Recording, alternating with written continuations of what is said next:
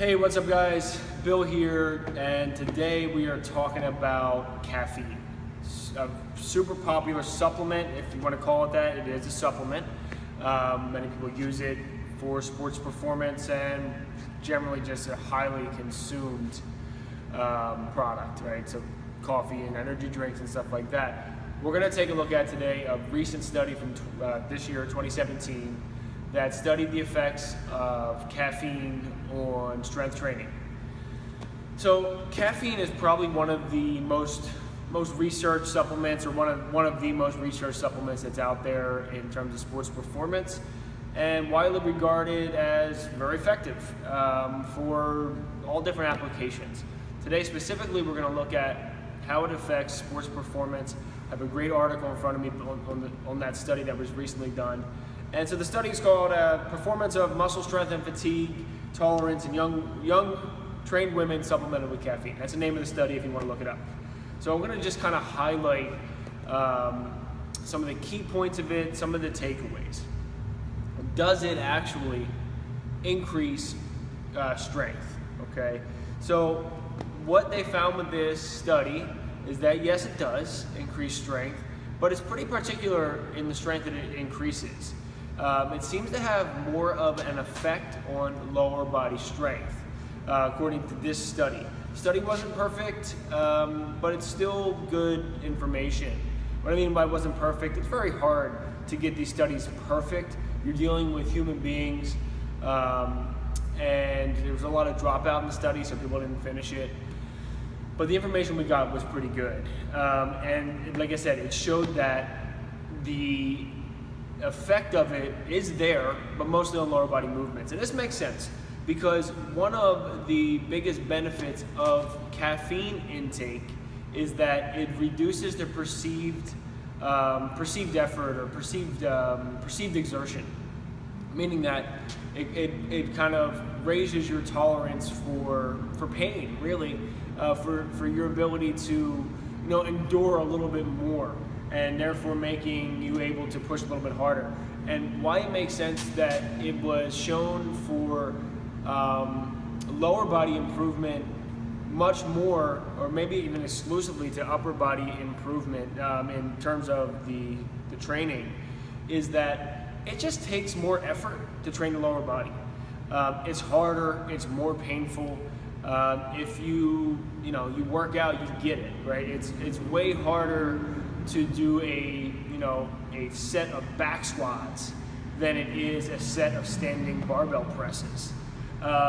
So this just makes sense because the effect of caffeine is that it kind of raises the pain tolerance, or raises or increases your ability to exert more, have less perception of exertion, really is what I should say. So that's the main takeaway of this study. Now, a couple things to consider here with caffeine supplementation, and this is not new to this study, is that caffeine is dose dependent. So what that means is that you have to consume a specific amount of caffeine to elicit the response that you want. This dosage is anywhere between 3 milligrams to 6 milligrams per kilogram of body weight.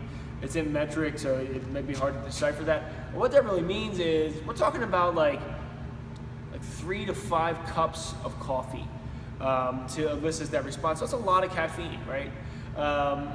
So if you're drinking 1 cup of coffee before you train, or having like 1 energy drink, that kind of dose, the effect you're getting off of that is mostly like a placebo effect, probably, which is not irrelevant. Placebo effects exist, and even in this study, of course, it was a good study, so they had a placebo involved with it. Placebos do give an effect. There's no doubt about it.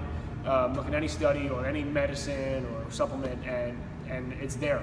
But if you're taking that 1 cup of coffee or that 1 energy drink, like I said, the dose is not high enough to elicit that response. So if you're really looking for this effect, if you're trying to get a PR on your back squat, or on a sprint or something that's lower body specific, right? Because that's what it shows, where we're getting the most benefit out of this effect of caffeine.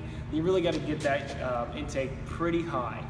Now, caffeine tolerance is a real thing, right? So the more caffeine that you consume, the more caffeine you need to consume to get a positive benefit out of it. So if you're a kind of person that is hammering caffeine all the time, you may need, and you're looking for the positive effects on performance, especially on strength performance in your lower body, according to this study, then you really should be tactical in how you use your caffeine to increase if you want to use it to increase your performance.